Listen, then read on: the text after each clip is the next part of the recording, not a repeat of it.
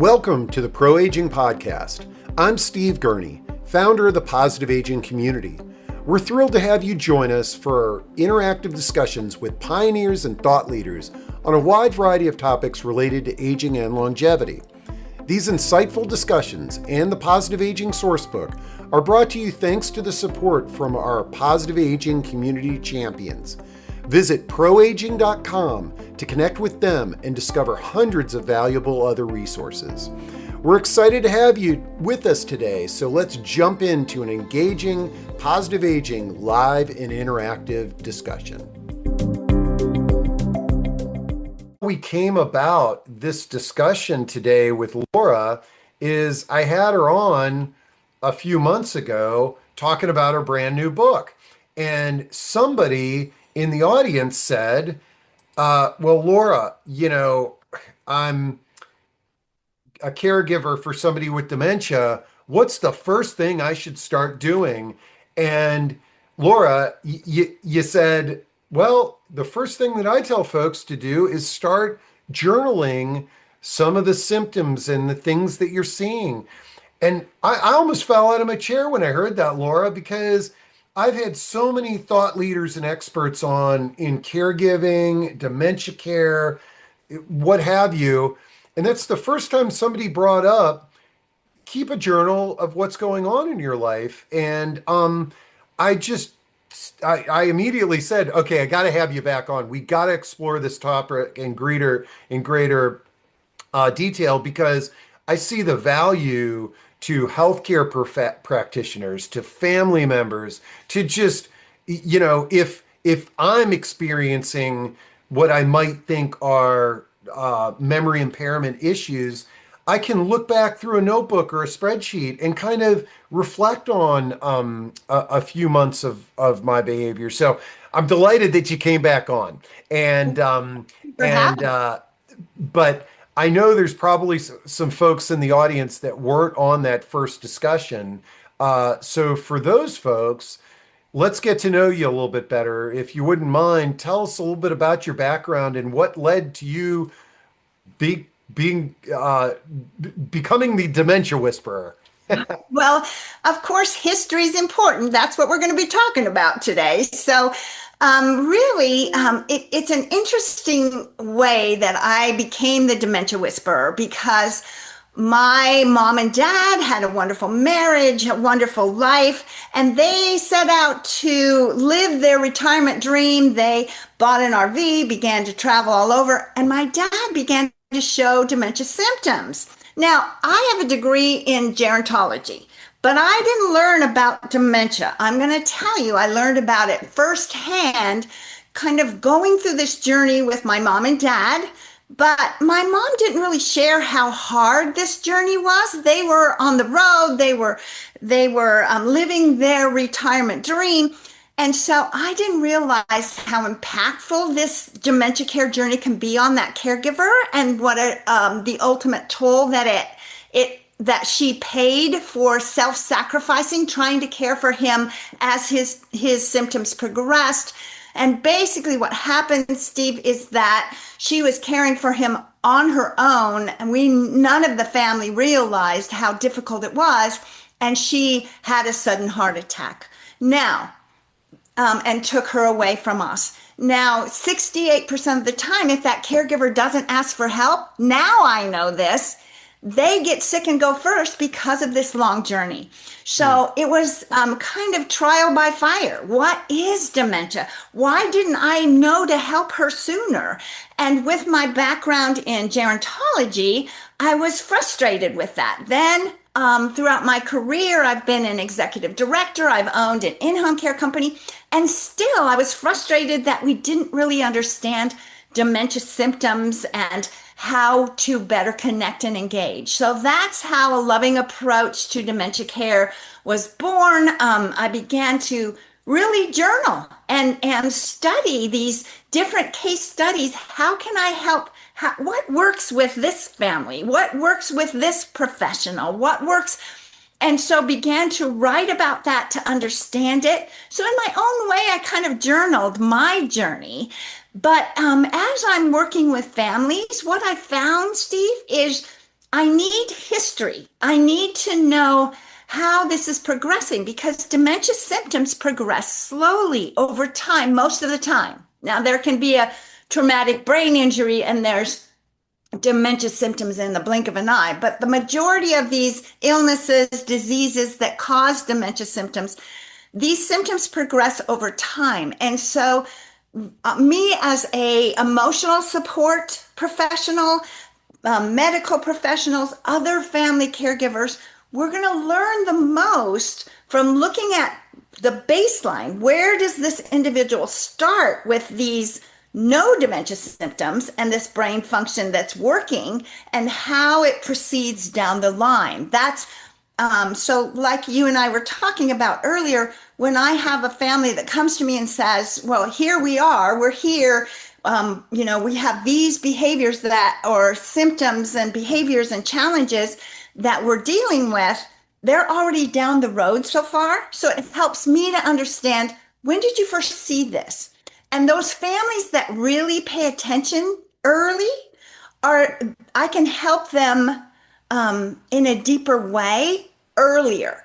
So that's why I always tell the families, I want you to start, when you start seeing those changes, really let's track those over time because that's how we recognize dementia symptoms, right?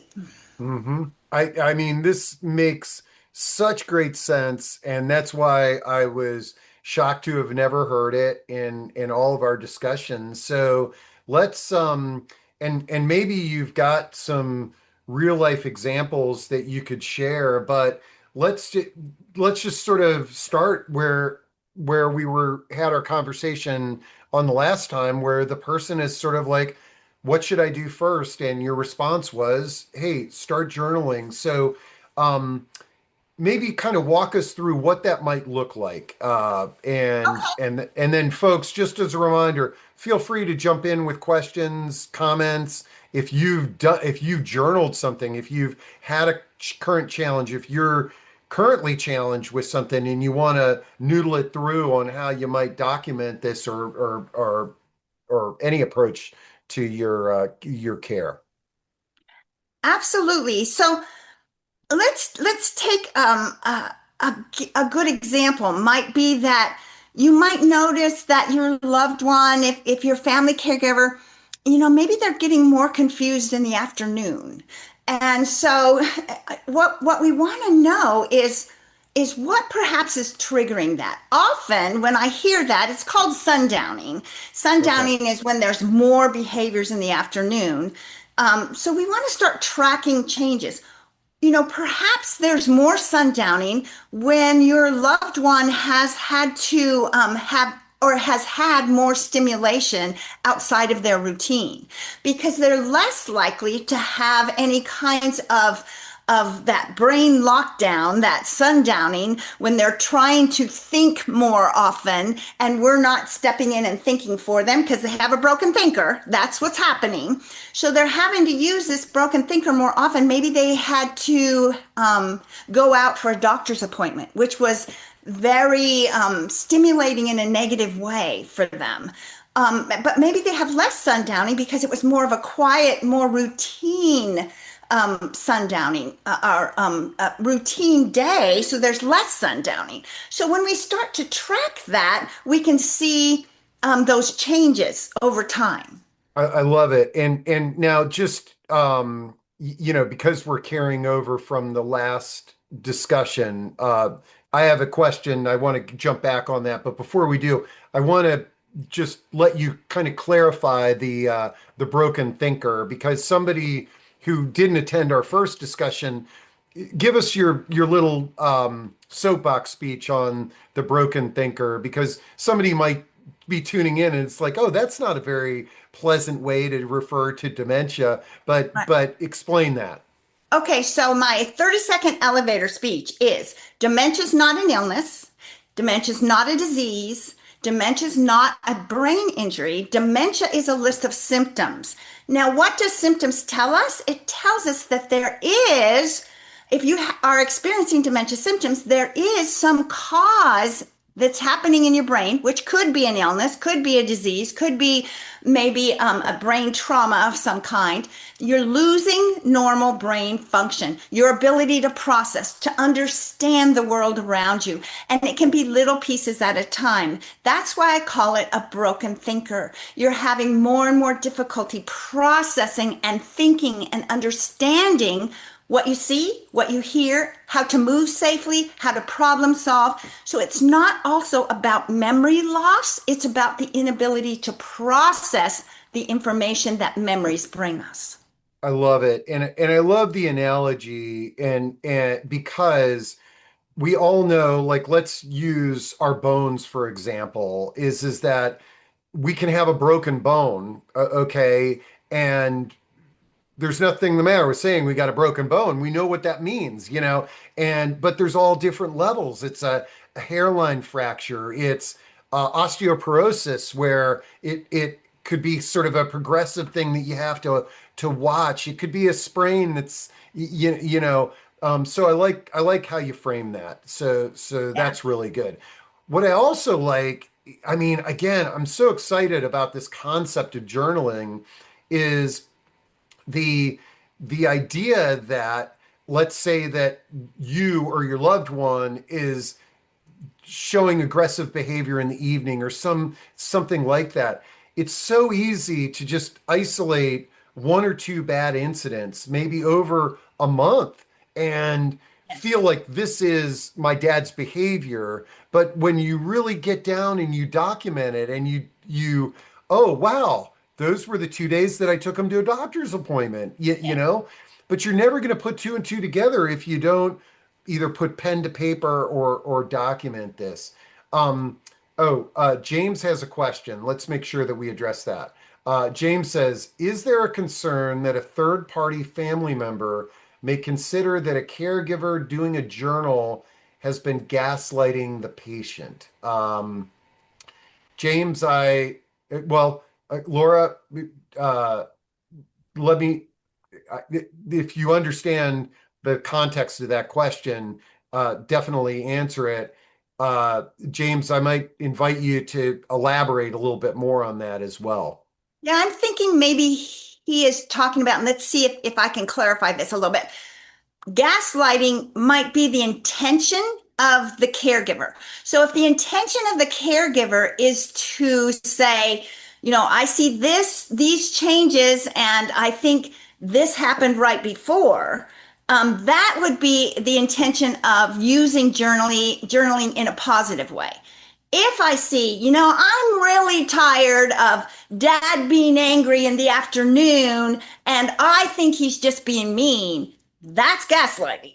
That's Okay. not, let's figure out what is happening instead of the situation and trying to stop it, fix it, or change it because we can't. But what we can do is better manage it if we're coming from a place where we want to maybe change our care approach or change the routine or do something that's going to help that person, not necessarily complain or have negative thoughts about what's happening. Is that? Well, I think that was a really great response, and I think that's great. But feel free to jump in and if you want more elaboration on that. But I thought that was great. Okay, I love it. We got questions coming in fast and furious. This is going to be a Yeah. great discussion. Thank you, Good, good. everybody. Keep it coming. Okay, so we got somebody that says, would you say that sundowning is a type of reaction to stress? Maybe just elaborate a little bit about sundowning and what Yes. that is. Absolutely, because I was an executive director. I saw sundowning on my dementia care floor and I watched it. Now, the way that I was training my staff before I started to notice this is I was training them to ask questions. So this is what I saw. Good morning. My staff would say to my residents, good morning. Would you like to get up? What would you like to wear? Are you hungry? Would you like cream in your coffee? They were constantly making that person think of a response by asking questions, which works for a healthy brain. But I saw my residents get more and more stressed by having to think of an answer. So, yes, I would see in the afternoon sundowning. So I said to the staff, let's do a little trial period. 48 hours, no questions, only positive action statements. So this is what they did. Good morning. It's so good to see you. I made your favorite for breakfast. Come with me. No questions. All day, 48 hours. We had no sundowning. Wow. None.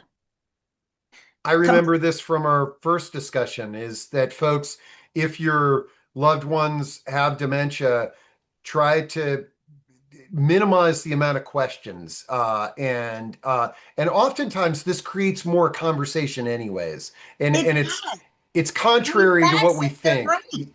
Yes, it relaxes their brain. They stop resisting because you're thinking for them. You're giving them the answer that makes them feel good rather than asking them to come up with that themselves, which stresses their brain, which exactly what this question was. I'm going to answer it completely. Yes, sundowning is really a result of stressing that person's brain with Hmm. questions, not thinking for them. And Absolutely. the person that asked the question said it sounds like sundowning is a reactive defense too, Yep.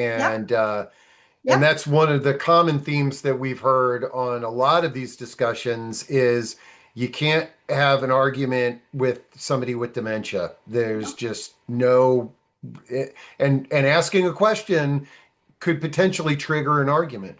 Yeah. Okay. All right. I love this question here from Jonathan. He says, I'm a 78-year-old solo ager. My memory is not what it used to be, but otherwise, I haven't noticed any other dementia symptoms. Would it be helpful or useful for me to start a journaling process on my own? And I'm sure you agree, Laura. I think it would be a wonderful idea, Jonathan, for you and all of us to do some form of personal journaling that could potential in the future enable us to self-evaluate ourselves. But more importantly, just imagine if Laura, if Jonathan had some changes and he brought this into his healthcare professional. Exactly. And for himself to really be able to see clearly and have more clarity about what changes he and how that's making him feel. So there's two reasons to journal: to improve communication with healthcare providers and to relieve caregiver stress. So you're caring for yourself, basically, Jonathan. And so what a good question. And one of my favorite presentations is, if I get dementia symptoms, what would I want the world to know? And I have heard so many times from people in the audience, I would want my family to know how this all feels. And so I want to write in my journal, for my family, if I get dementia symptoms, I want to write to them that I like to wear socks to bed because it makes me comfortable. Well, my family might not know that, but that would be a wonderful gift to give me. Hey, we're getting ready for bed, Mom. I'm going to put your socks on because I know that makes you feel loved, safe, secure, and valued, which is our job Mhm. as a caregiver, right? Yeah. Jonathan and everyone, even though the overarching context of today's discussion is dementia, um, I think this topic of journaling needs to relate to so much more. It could be any kind of healthcare concern, any kind of life change, our ability to to see things that are progressing slowly in our life, it's slow progressing change. Like as an example, like I have a cataract. Uh, that is a very slow progressing healthcare change. And if I had a little journal reflecting on my eyes being tired at night or what have you when I go into the eye doctor, think about how much more helpful I could be. But I hats off to you, Jonathan. Number one, for identifying yourself as a solo ager, for being open to thinking about this and being willing to share it with us here, because that I feel is a great discussion And question. I think journaling for ourselves, it not only for personal reflection, but for memory preservation, right? Yeah. So, that's going to help us in the long run and help those around us with helping us with processing memory. Because it's not really about memory loss; it's about processing and help us to better process our memories, right? Okay. We got some great questions and comments that are coming in that I think are going to really, it's going to be helpful for me. And I'm first going to read Bill's comment regarding journaling, recommendations for better journaling experience. Should the journal be written? Should the journal be videos? I believe since the topic is dementia, video journaling might be a better option. And then James says, how often should we be journaling? If the person did not journal in advance, how do you know the person what the person is doing? Exactly. This is if people aren't doing this, if we're not doing this, or if somebody's not doing it for us, we don't know what happened. But Laura, let's huddle for a bit here on what journals could look like. And I know you it is self-defined, right? I mean, Right. what Right. people are comfortable with. So how do you start this? Well, you can write it out. There's a certain amount of comfort for some of us to hold a pen and write it on paper.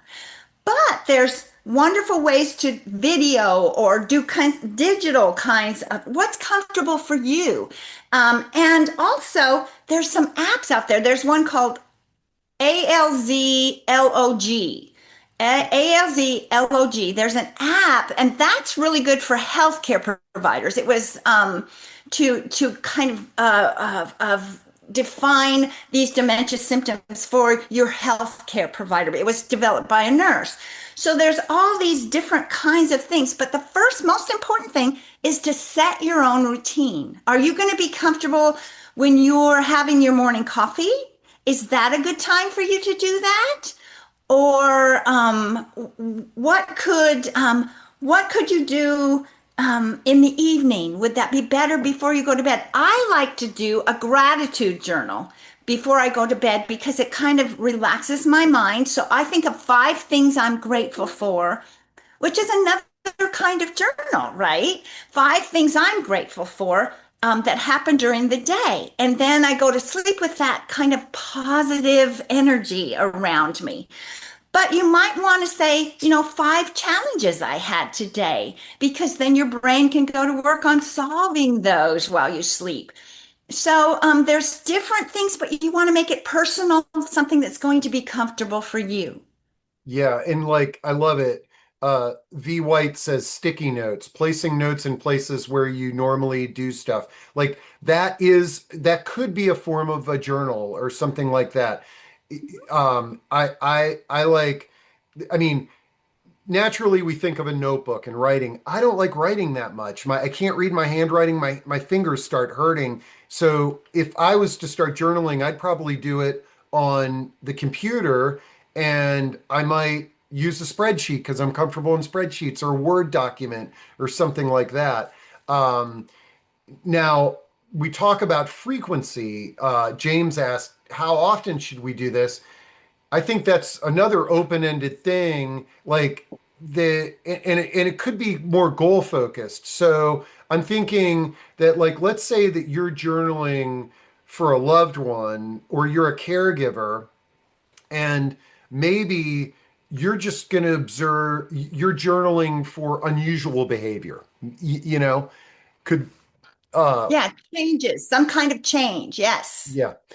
So that would not be like a daily frequency, but I do like the idea, especially for our for Jonathan, our solo ager, that maybe something of some kind of frequency to talk about your week or your day. Mhm. I can see where, especially as a solo ager, that could be really valuable to your support network. I'm also thrilled to see in our audience we have Wally Clatch, and he even says, "How does this usually work? Does a person keep their own journal? Does somebody write down things for them?" That could be any or the above. But folks in chat, I dropped a recording, Living with Dementia, Wally Clatch's Journey of Acceptance, Growth, and Purpose. Wally, who's on our call right now, has been diagnosed with dementia, and I interviewed him last week, and it's fascinating, and it makes you realize how just because we have a dementia diagnosis does not mean we can't live a purposeful life. And Right. and and Laura, let's kind of dive into that a little bit. I know we're talking about journaling, and I'm all over the place here, but you work with so many people. Um, and when I interviewed Wally, I think one of the most significant things he talked about was when he got that diagnosis, it was just like this black cloud and almost like paralysis for a period of time, digesting that. And then as he came out, now the goal is to live a purposeful life. Talk to us a little bit about if we or our loved ones have a diagnosis, some of the ways that we can live a more purposeful life.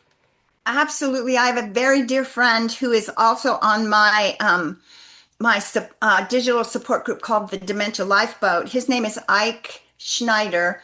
Ike was always a facilitator for dementia care support groups. He just really has really changed people's lives in Colorado, and just a very dear friend of mine has spread the word with my book and my trainings and all of that. We were just partners in this whole mission, and he recently began to show some pretty significant changes in his cognition and behavior, recognized right away that these were dementia symptoms, and is going through the whole, which is just a story in itself that I can't really share today because it's so long, but going through the whole getting to the medical providers, getting them to somehow diagnose this because it's so difficult for them. And they've decided it's not Alzheimer's, it's something else. But then what do we do with that information? And yet he is still functioning on such a wonderful level,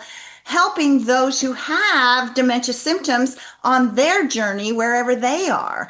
And so I have learned so much from him. He wrote a whole, if I get dementia symptoms, this is what I want my family to know, with that recognition that he does have dementia symptoms. So it is so powerful. And thank you so much, Wally, for sharing this, because that's how we as dementia aware individuals are going to learn how to better help you, is from the inside out. So Mhm. thank you for sharing that. And thanks so much to my dear friend Ike, because I am learning so much every day from him.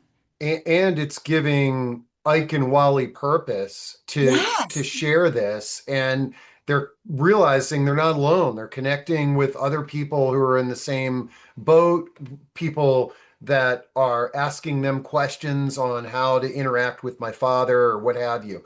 All right, got some great questions coming through. I want to get to them all. Okay, is using this documentation method important for all individuals who provide care to the individual benefit, like an ongoing dialogue of the day-to-day routines, the person, the mood, the symptoms, is using.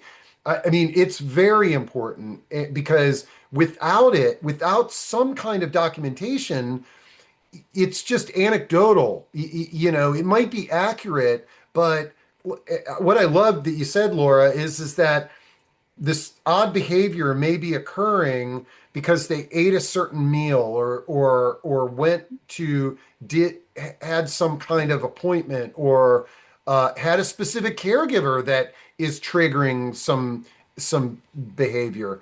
Yeah. Any thoughts on that? Well, it's all about how the situation is making them feel, because the feelings are what's left. So it's important that we document that, because it's so abstract. It's not this neon sign that I feel this way, because we have to, and the only way to do that is to document the mood or behavior changes, the cognitive shifts, the physical changes, the changes in their ability to do activities of daily living. It's so broad that we can't just track it by observing it. That's why journaling is so important. Okay, now Mamela, has a great question, and I recognize that I'm all excited about this and how unclear some of this might be because we're talking about there's a lot of different ways to journal. There's an individual journaling, so that would be me. Let's say that I feel like I've got dementia symptoms and I start writing about my feelings and my experience and what have you. But then there's stepping into a role as a caregiver where you may be journaling about somebody else's behavior that could be useful for yourself and for future medical appointments. And so Mamela says, if the person did not journal in advance, how do you know how the person is doing or if they're giving answers? And so in that case, Mamela and Laura, I'd love for you to comment. I think we're talking about if you kept a journal of what you're observing, but then you could also add to that journal your inquisitive again, we don't want to ask questions for somebody too many questions, but how are you feeling, mom? And writing those observations. What do you think, Laura? And using positive action statements. Mom, it looks like you're feeling a little bit upset today. And, I get upset too. And often when we open it up like that and join their feelings, then it allows their brain to relax enough that they can connect. Instead of asking how you're feeling, it's say, I see, Mom, that you're really relaxed today. I'm so glad we can have a relaxed day together. So also, it's the history. So now you're in the middle of this dementia care journey and you're saying, oh, I should have been journaling. That's what I ask the families to do. I want you to think back and so then we need the history. I want you to think back. When did you first start seeing some of these changes? And you can backtrack and fill in as a caregiver and what that will do is give you clarity going forward. So it's okay to not have done it. And then it's okay to backtrack once you learn the importance of doing it from now on. Does that make sense? I, I love it. I think it's great. Okay. Now, got a question. What if the individual does not recognize or even see how much they're forgetting, and you bring up the journaling and they ask, why are you saying that? So tell us a little bit about how that might work. No, you're not going to share the journal with the person who has the symptoms because they probably are suffering from a syndrome 95% of the time when someone has brain function loss. Their brain does not allow them to know they have that much loss.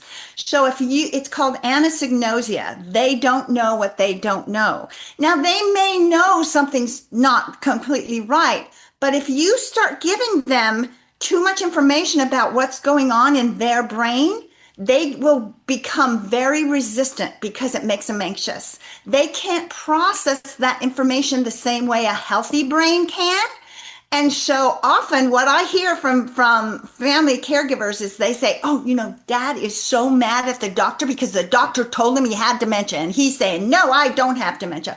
Well, that brain will resist the fact that this horrific thing is happening. It's a very amazing human protection device in our brain, and they cannot recognize they have this kind of loss. So journaling is for you and the healthcare provider, not for that individual who has dementia symptoms, because it will upset them. I love it. And but that journal and reflecting on it is going to help you like document like positive action statements that worked and thing and food and things like that. And then that might be shared by the support team in addition to the healthcare professionals. Imagine that you're running a home care agency. I was just thinking about this. I mean, it's why I think this is so brilliant. Is that let's say that you're running a home care agency and you're sending out caregivers to all of these clients, and they're providing care and support, and they're observing all this stuff, but they're not necessarily documenting it for the healthcare professionals, for the other caregivers that are coming in, for the family that's going to be there on the weekend. There's just so much good that can happen with coming up with a system to do something like this. And Moon, I learned when I had my in-home care company, I learned how important it was for journaling because often the insurance companies for long-term care, they would not provide financial support unless there was a journal in the home showing the dementia symptoms. So it was important it's also important on a financial side that you have this to show the healthcare provider, to show that insurance company that these changes are happening. So it is important when you have caregivers in the home. But what I would tell those caregivers is keep that journal with you, because if you leave it in the home, how is that individual going to feel? They're going to resist your care if they see that, oh, this caregiver is saying I have this and I have that and this is happening and it's not. So that can cause extreme resistance. So we don't want that in the hands of those that we're actually writing about, which seems a little deceptive, but it's just simply information they can't handle. So, and one way to look at this, I remember years ago I was at the Consumer Electronics Show at a workshop led by a leader in telemedicine, and this was decades ago. And what he said, at that point in time, we thought telemedicine meant, cameras in the operating rooms and things like that. And he said, no, he goes, I want you to think about a doctor's appointment, going for a physical. When you go into a physical, your doctor is only looking at you at that one point in time for that 5 to 15 minute period where they stick the stethoscope on you, they ask a couple of questions, and then they're out the door. And you could be nervous, you're in a weird environment. And he said the beauty of telemedicine, and we're seeing it now, like with this watch, it tracks everything that I do. It tracks my sleep, it tracks my heart rate, it tracks everything for an entire year. It's essentially a journal of my health status. right. And the future of medicine is a doctor will have these details from a long period of time. And imagine if you're concerned about dementia for yourself or your loved one, and you're able to give your doctor in advance some kind of document that sort of tracks different behaviors and symptoms, how much better they can help you. Um, this is awesome. Okay. All right. Ooh, great question here. This is, again, this is something that a journal could be helpful with. Driving their car. What if a doctor says and tells the person to stop driving? Well, this is a great thing that could be documented in a journal, right, Laura?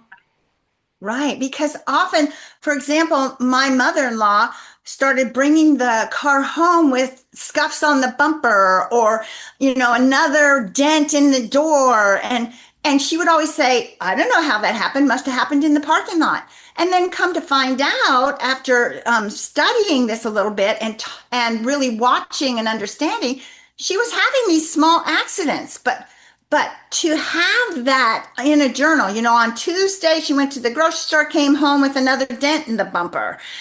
Those kinds of things to bring to the doctor so that doctor can make that assessment because mom doesn't know this is happening. She doesn't know this loss is happening because her brain, once again, is in anosognosia and is protecting her, and so it happens, but then there's no place for that to store in her brain. So she comes home and I don't know how that happened, but it could get more and more serious, right?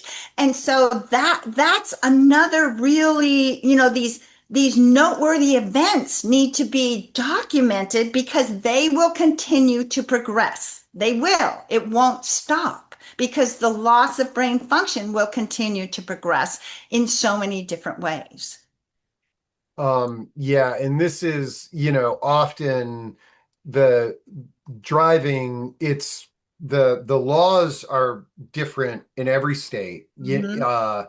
Some states, a dementia diagnosis, they're required to report to the DMV, but what are some of because the door of driving is opened up, What are some of the challenges and solutions that you've seen with the clients that you're working with associated with driving? Well, more of a loving approach, positive action, but that's when you really, as a caregiver, have to start thinking for them. And so often it means, Mom, I just really you are such a good driver, but I need to really take over the wheel because I need to learn to be a better driver. And I really enjoy driving now. I'm really getting better at that. And so I'm going to drive today.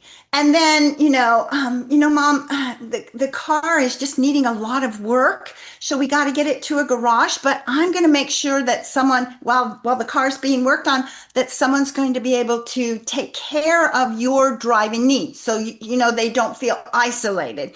So, kind of a softer approach because I can guarantee you driving is so emotional and it gives us such feelings of accomplishment and independence. So we can't just snatch that away, but we can talk to those feelings and support those feelings and give them those feelings, but still keep them safe.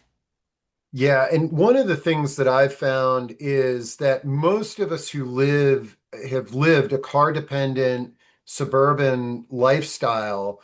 We've never experienced what it's like not to drive. And so one thing, and we're not really even aware that there's alternatives in tons of volunteer ride programs now, Uber and Lyft, GoGo Yeah. Grandparents, all of these resources.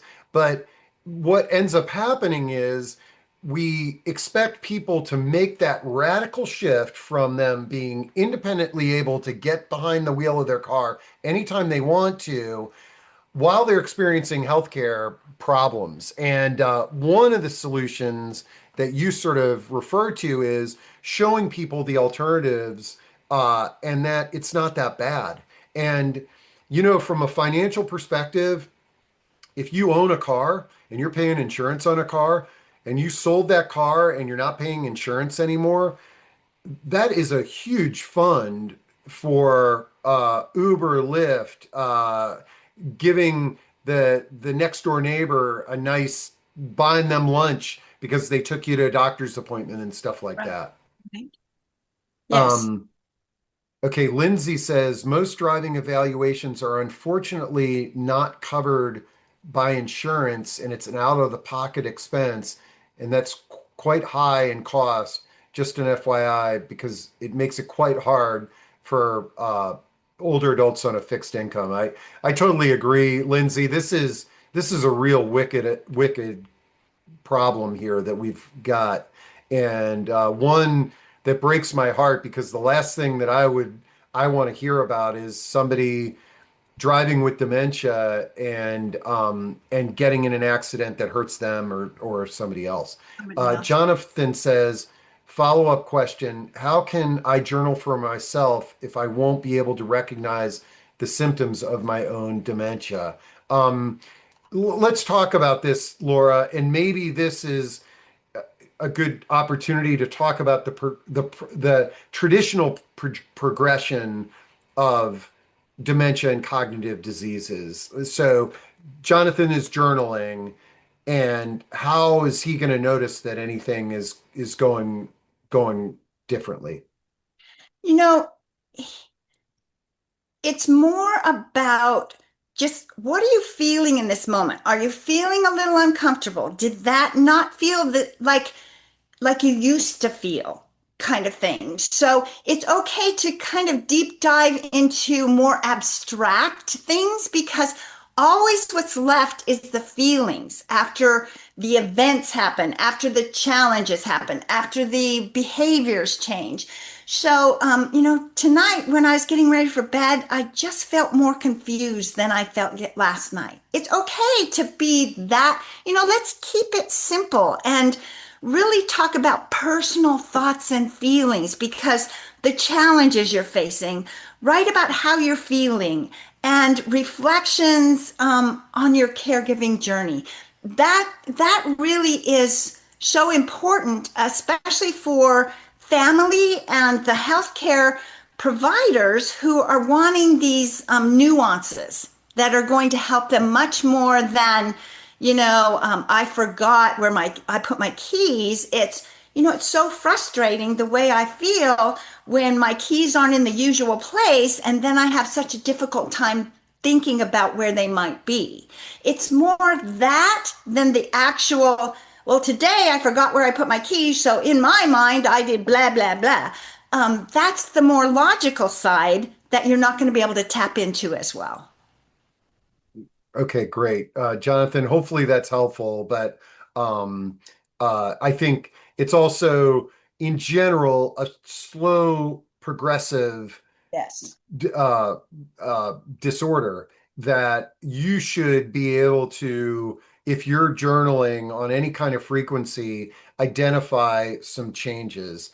Um, okay, now this is also kind of stems to what Jonathan is talking about is someone asks, what is the way to test that a doctor used to make a dementia diagnosis? Do they use an instrument or just ask individual questions? Because I see a decline, but the doctor says nothing is wrong when he only asks questions. So, Laura, give us an overview on kind of how you like to have your clients have an official diagnosis of dementia. And there is no official diagnosis of dementia, Okay. only dementia. What happens is when you go to the medical profession and you say, I see these changes in mom, those are actually dementia symptoms. So what the healthcare provider is going to do is take these dementia symptoms. Mom's now having trouble with problem solving. Mom's now having trouble with balance and coordination because she's showing that particular brain function loss. They're going to gather this information and use that to come up with a best guess diagnosis of what's causing these dementia symptoms because there's over 100 causes, but each of these causes, diseases, illnesses, brain function loss of some kind because of a traumatic brain injury, stroke, it starts in certain areas of the brain. For example, Alzheimer's is starting in the section of the brain that helps us with problem solving, processing of memories, processing of what we see and hear. So you're going to see those kinds of dementia symptoms with Alzheimer's disease. But if it's Parkinson's disease, you're going to see a different set of symptoms, tremors, balance and coordination difficulties. So because Parkinson's is going to start that loss in that portion of the brain. So that's how they funnel the diagnosis. Okay, so we see these symptoms, it's probably Alzheimer's disease. We see these symptoms, but it gets confusing because over time they all start to cross.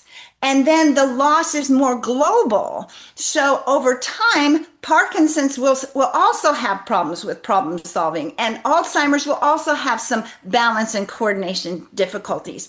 So that's why it's important to really, from the far back as we can, to really start to initiate these changes to help the healthcare provider come up with the diagnosis of what's causing the symptoms.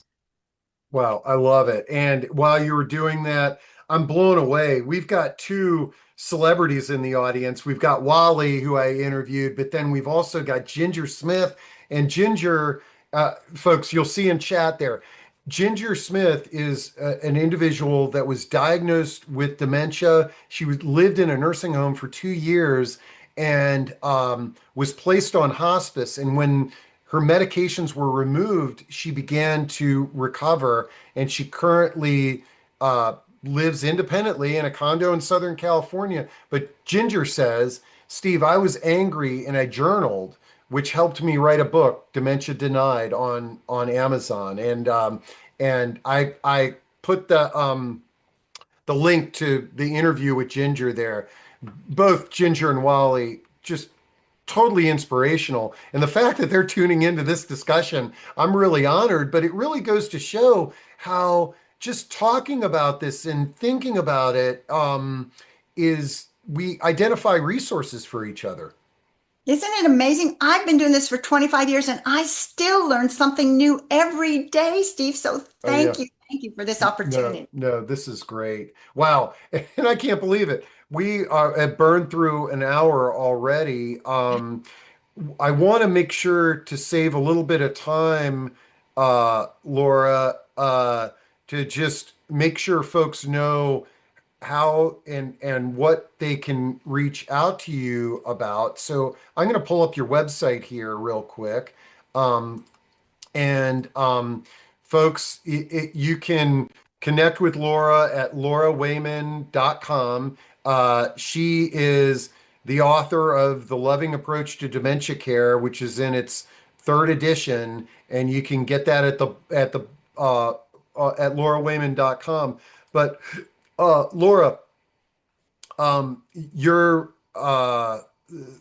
I mean, you're obviously a well-regarded speaker. I've seen you on the conference circuit, so folks can hire you if they're organizing a conference. But you also do training for organizations and individuals, or for organizations. But do you work also with individuals one-on-one? So, like, if there's a family or an individual that needs coaching, do you work with them one on one as well? I do. I do Zoom consultations for families, and you can load on as many family members as you would like. It's 90 minutes on Zoom, so I do them all over the country. And we just really become dementia aware, and I customize your care approach to the individual. Now, you don't want the individual with dementia symptoms on that call. So sometimes we have to do two different calls because that individual might need care.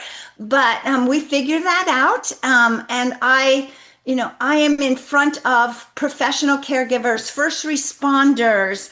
I do workplace presentations. And like I said, I love doing these family consultations. All you have to do is just get a hold of me and we schedule those. I do evenings and weekends because often, everybody's working and often just a 90-minute, but sometimes those families want a few more of those. We have a lot to learn.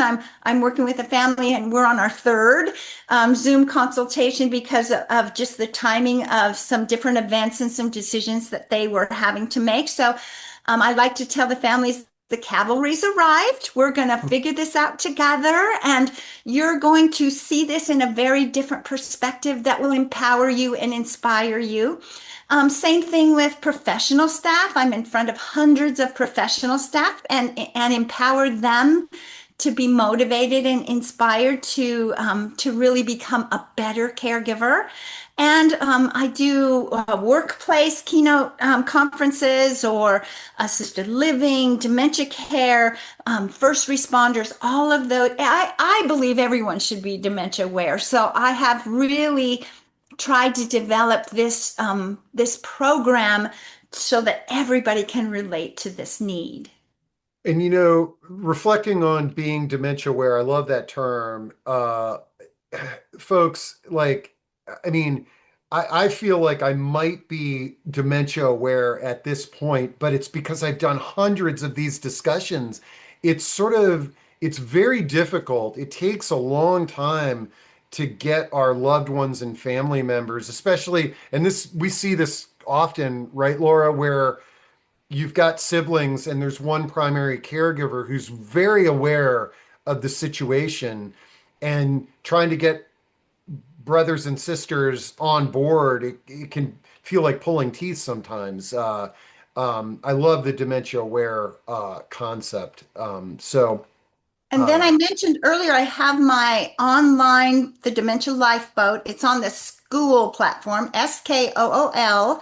So you can go on, ask for the Dementia Lifeboat, and it will come up. But we have poolside chats. We had one last night, the second and fourth Tuesdays of every month, where we have different different professionals, family caregivers, but it's kind of a mix between a podcast and a support group. And I have many different perspectives, professionals, like I said, and family caregivers. And last night we were talking about how movement matters. And I had a wonderful organization called Corrective Exercise that works specifically with those with dementia symptoms, and they've been trained dementia aware. And so talking about that, but just all different kinds of opportunities for questions like this today. That's great. Shaw says, how much does the family consultation cost? And do you do an initial free consultation so that you can talk to folks and understand all that? What I like to do is tell you, let's do 30 minutes of initial consultation and see if I can even help you. And then we can set up the 90-minute, which is $150. So I just have just a brief phone call, and then we set up the Zoom. And Okay. almost always, I have to say, okay, 30 minutes are up, and I want to give you more. And so immediately they understand the need for the Zoom consultation. Okay, great. And then the Dementia Lifeboat program, is there a cost associated with that? Yes, it is $15 a month to become a member, but then everything's recorded. So if you miss the poolside chats or the trainings that are in the library, you can always go back and enjoy those because everything's recorded. So, I've really started to grow that community, and I'm real excited about the whole reflection, and it's really working lovely. And I would love to have anybody join, see what you think, and you can always teach me to be better as I well. love it. This is great. All right, folks. I'm charged up about this. There is so much more that we can do out here in terms of journaling. I see it as a tremendous solution and a blind spot, not only for us as consumers, but for healthcare professionals. I mean, wouldn't it make sense for you meet with your doctor, you're asking about, you know, what you think are symptoms, and instead of just sending you, oh, you're fine, Steve, it's sort of like, hey, try this. Journal your thoughts and feelings for the next 6 months and then come back to me. That to me makes a lot of sense. Absolutely. Man, Absolutely. this Love. this is great, Laura. Thanks to everybody who joined in today. And the and as a reminder, all this chat, all the recording, podcast version, it'll be up at proaging.com later today, and Laura's links so you can get in touch with her as well.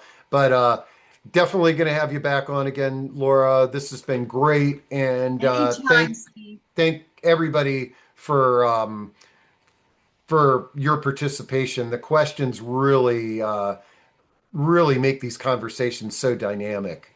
Mm. All right. Okay. We'll see you all. Have a great week. Thank you.